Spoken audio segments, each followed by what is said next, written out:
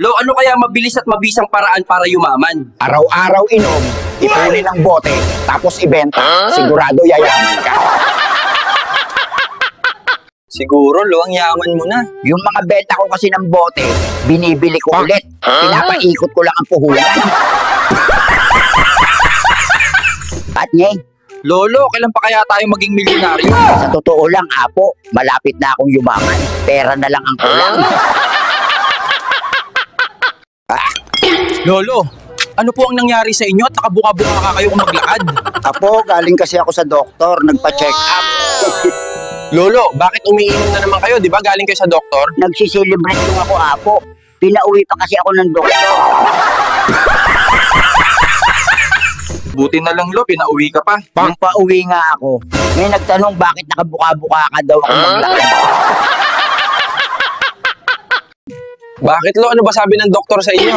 Apo, sabi kasi ng doktor, mataas na raw ang aking kolesterol.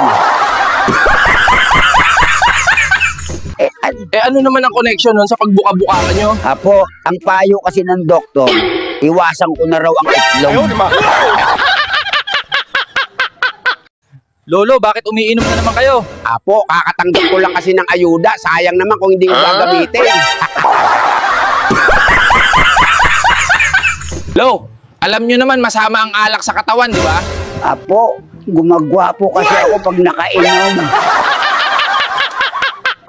Sige, Lo, kwento mo na lang. Saan kayo nung nakajera? Doon mismo sa Jera, taga-sangga ng bala. Tumakbo po ba kayo nung nagkaputokan? Bakit naman ako tatakbo? May sasakyan naman. Siguro, Lo, marami kayong natulungan sa digmaan. Oo naman, Apo. Pero pinipili ko lang yung maganda at sexy. Kung ganun, doon nyo rin nakilala si Lola. Binembang ko nga habang nagpuputokan para hindi kami marinig.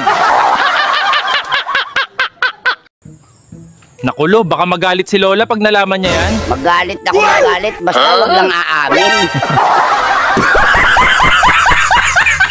Ngayon, Lo, paano pag nakakakita kayo ng maganda at sexy?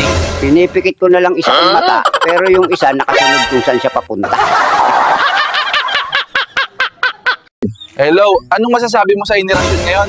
Sa dami ng adik ngayon, kahit manananggal, takot nang iwan ang kalahati nila.